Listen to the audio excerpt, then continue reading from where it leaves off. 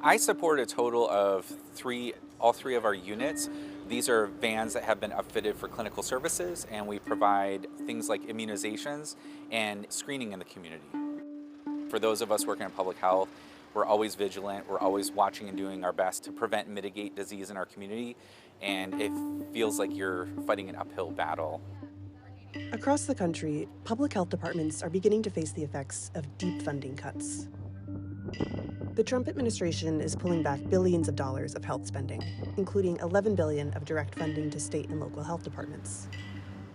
Federal officials say much of that is COVID-era grants that are no longer needed. But the money was approved for all kinds of things, including detection and tracking for other diseases.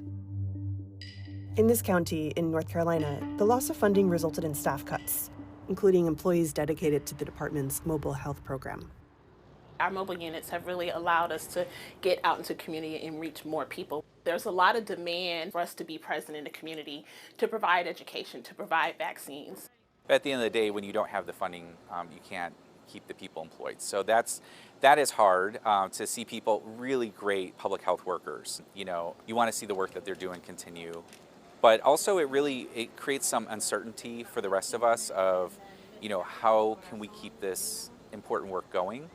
What's happening in Mecklenburg is an example of what's happening in many places. And with billions more dollars proposed to be slashed, experts are concerned critical work will be undone. The governmental public health system, the federal, the state, and the local arm, is the core system that keeps communities safe and healthy and well and thriving in lots of cases. And if any part of that starts to shift, we could see direct and immediate impacts to the health of people on the ground.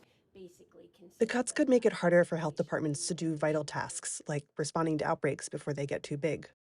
They also threaten to undermine even routine work. Nobody wants to go swim in a community pool and come out of it with a rash or a disease from it. Nobody wants to walk out their door and take a fresh breath of air and start wheezing.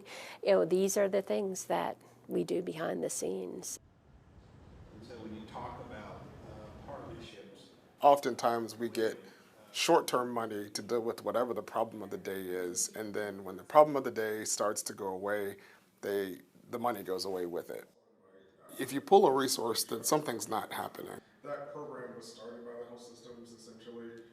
I think no one argues that we want government to be as efficient as possible.